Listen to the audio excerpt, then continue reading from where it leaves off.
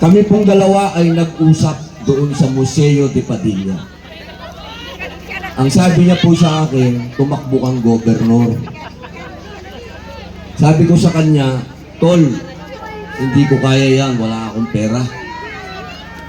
Pero pagkaraan po ng isang linggo, may pinalabas sa Al Jazeera yata yun, o BBC. Pinakita po ang Mercedes. Ang sabi po doon, isa sa pinakamahirap na bayan sa Pilipinas, Mercedes. Naging challenge po yun sa akin. Ang sabi ko sa sarili ko, hindi ako pwedeng pumayag na ang pinakamahirap na bayan sa Pilipinas ay nasa Camarines Norte.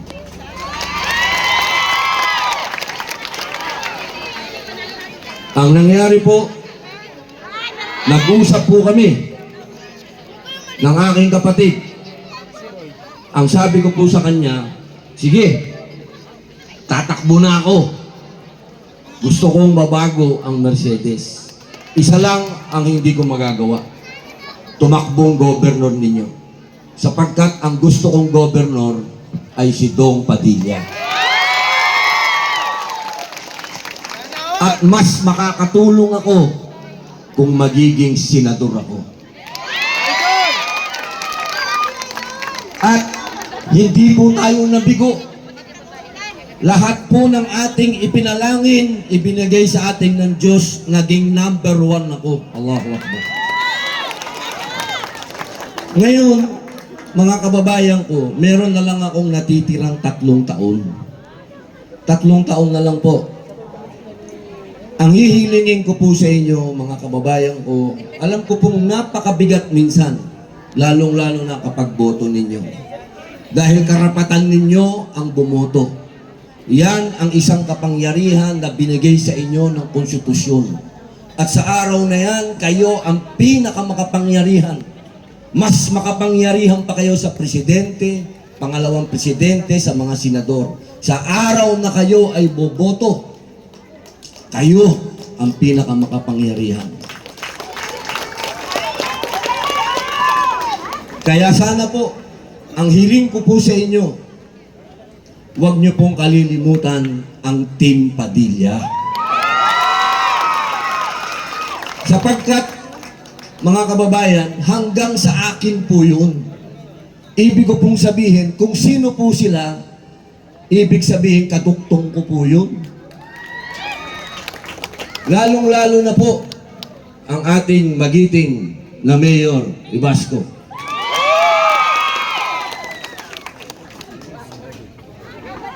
Opo, alam niyo po, ang sistema ng gobyerno po kasi, lalo po ngayon, kapag hindi kayo magkakagrupo, napakatagal po dumating ng pondo sa inyo. Napakatagal. Kasi ang haba po ng awayan. Kaya kung gusto po natin na maging suwabe ang mga pondong ibabagsak po dito sa Mercedes, at matapos na yung sinasabing Mercedes ang pinakamahirap na bayan dito sa Pilipinas, huwag po tayong pumayag. Sa loob ng 3 taon yan, gawin nating pinakamayaman. Ibagsak po natin ang trabaho. Kailangan, Mayor, makagawa tayo ng trabaho sa tulong ng ating mahal na gobernador. Kaya po, hindi ko na po pagkakahaba-habaan pa. Ako naman po, hayaan niyo muna pong mabanggit ko sila lahat. Sapagkat kung hindi ko pumabanggit, baka bangungutin ako mamayang gabi. Ay, salamat. Kakantahan ko po kayo. Hindi pwedeng hindi. Siyempre po, gusto ko muna pong batiin ang isang congresswoman. Ito pa, patawarin nyo na po ako kung babanggitin ko po ito. Wala naman po akong ibig sabihin na bastos, ano. Ito lang naman po yung kasabihan. Ito pong congresswoman na to, may bayag. Ibig pong sabihin, matapang. Hindi po siya nagpadikta kanino man. Kaya, huwag niyo pong kalilimutan ang mahal naming congresswoman. Number 3 po sa balota, Rosemary Panotes. Hindi po ako iniwan yan. Congresswoman, wala ka ngayon. Pero gusto kong malaman mo na I love you.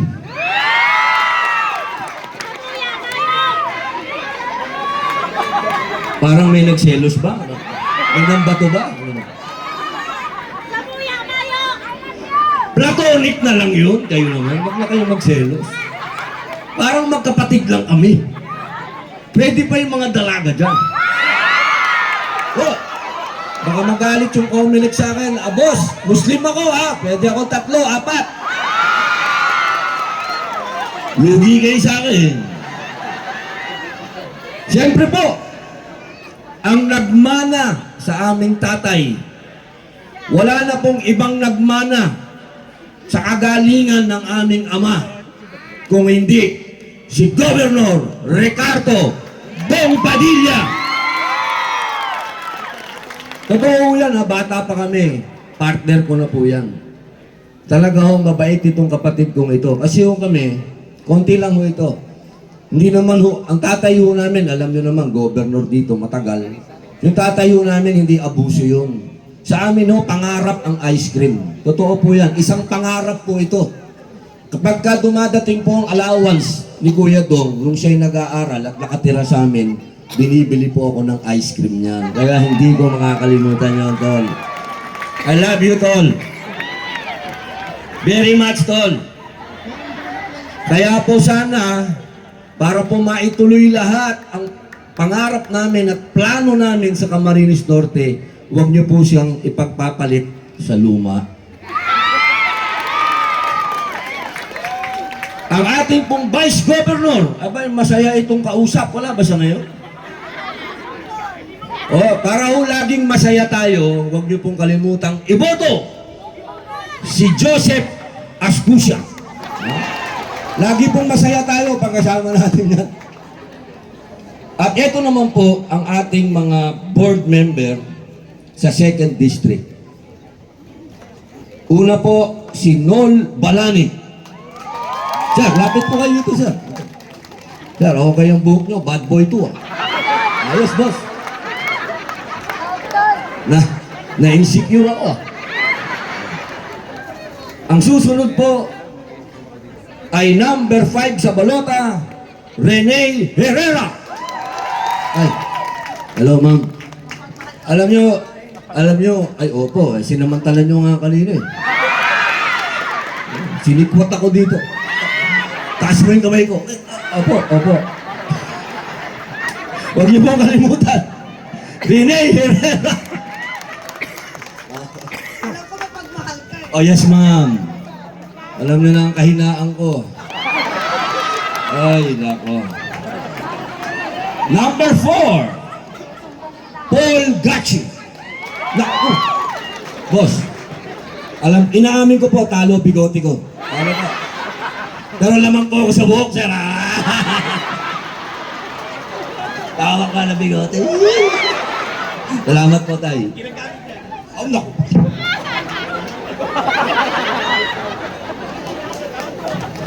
May mga tinuturo. Ating pong, matindi to. Kuya na, tol pa. Kuya tol, real. Tol, nag-iba yung costume mo.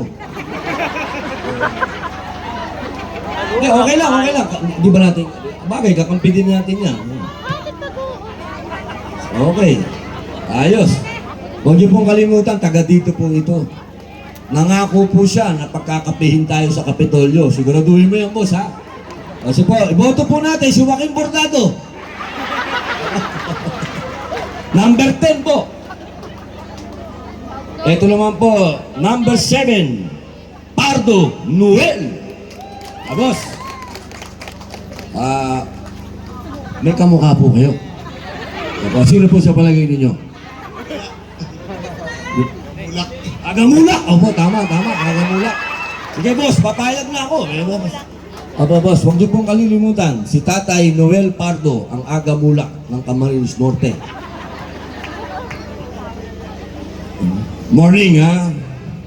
Si Morning po, si Aga yun. Barkada po natin yun. Yan yung isang araw dadalhin natin dito.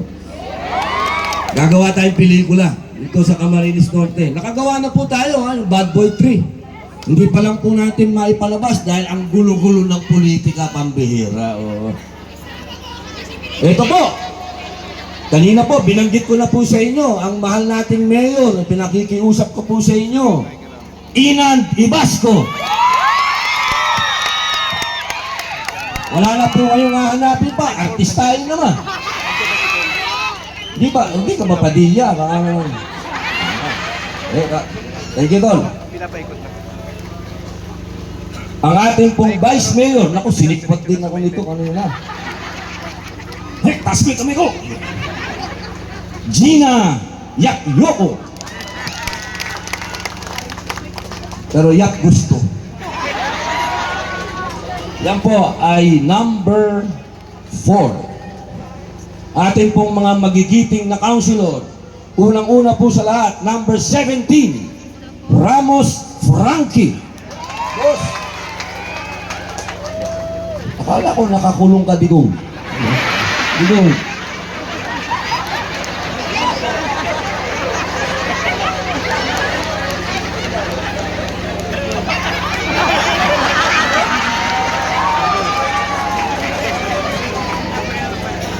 Okay, sumunod po si Mamlok Ranisis. Hello, ma'am. Parang mas tigas kayo sa akin, ma'am. Ay, ma'am, naitas.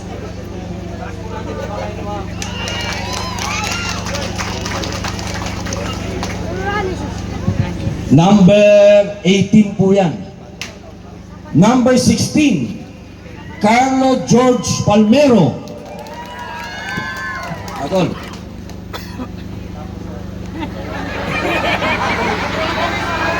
Akala ko magbobongo na tayo. Kamukha mo nga si Boss Bongo, ah.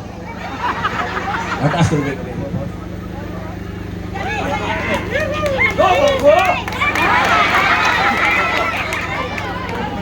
Okay. Number 12, Carlo, hindi, yun na yun, di ba?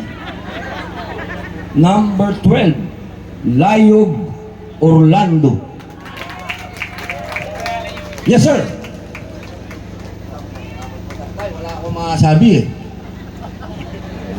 Siguro po, gusto ko pagtanda ko, kamukha ko kayo, boss. Ilan po ba ang anak po ninyo? Anim po.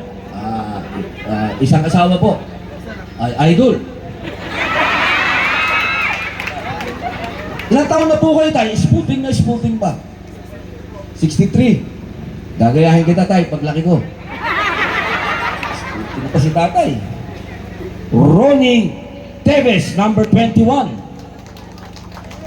Utol, parang tahimik ka masyado, boss.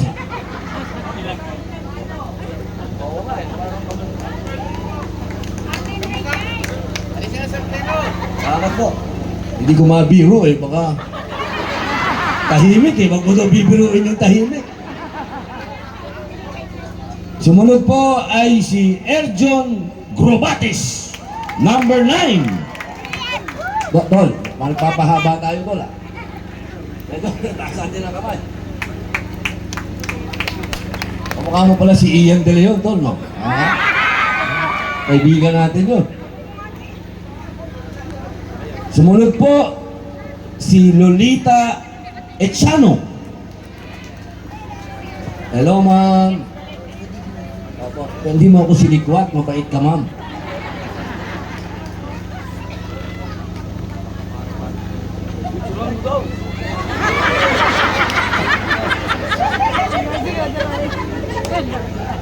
Sumusunod sa matanda. Uy! Mako! Ito na yung love ko! Ito na. Hindi ako iniiwan nito. Bilib ako dito. Tataas ko po ang kamay niya.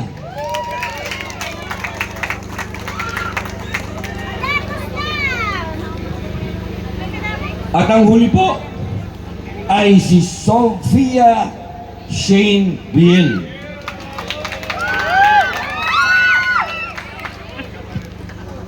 Anak. Bumoto ko na ba at kandidato? Parang kasi late mo. Bunso ko. Okay, sige. Taas po natin. Batang-batang counselor. Yan po ang bumubuo ng Team Padilla po dito sa Mercedes. Ito na lang po yung huling bilin ko bago po ako kumanta sa inyo. Sana po, mga mahal kong kababayan dito, hindi po natin makukuha ang pag-unlad kung wala pong continuity. Ibig pong sabihin, yung pagtuloy ng mga programa. Alam niyo po, yan po ang isang binabago ko sa ating Senado. Ang gusto ko po talaga, maging 4 years na ang bawat termino ng lokal. Sapagkat kulang na kulang po talaga ang 3 taon. Isipin po ninyo, pagkapanalo niyan, wala namang budget yan eh. Sa unang taon, wala hong budget yan. Pagkapanalo niyan, inubos na nung dati. Totoo po yan. Pangalawang taon pa lang po yan, makakagawa. Pagdating ng pangatlong taon, eleksyon na naman. Kaya po sana mga kababayan, ipasok po natin sa loob natin na gusto natin mabago ang Mercedes. At ang paraan lang po dyan, magkaroon ng continuity. Kaya dapat po manalo si Mayor at ang lahat po ng mga konsyal ng aking mahal na kapatid dito po sa Mercedes. Huwag niyo pong kalilimutan ang kapatid ko. Kalimutan niyo na po ako. Aray. Di, totoo po yan. Dalawa lang po ang kapatid ko na tunay na nagmana sa tatay ko. Si Kuya Dong Padilla at si Kuya Romel Padilla na nasa Nueva Ecija. Magka-batch po yan. Parehas po yan na nag-aral dito sa Bicol. Sila po talaga, hindi ko ipagpapalit itong dalawang ito sapagkat ito ang puso nila ay talagang galing sa aming ama. Nakita po nila ang aking ama. Kaya sana po, mga kababayan ko, pagbigyan niyo pa po sila, lalong-lalo na ang kapatid ko, ang kanyang team. Total naman po, pangalawang termino pa lang ito ng aking kapatid. Napakarami na niyang ginawa. Pinakamasipag na gobernador. Pupunta po yan sa Senado, umaga, aalis yan, gabi na, para lang humingi ng mga proyekto para sa Camarines Norte. Bihira po yan. Marami pong gobernador saksakan ng yabang. Maraming gobernador saksakan ng playboy, pangit naman. Buti ito, guwapo, pero tapat sa asawa. Aawit na po ako para sa inyo.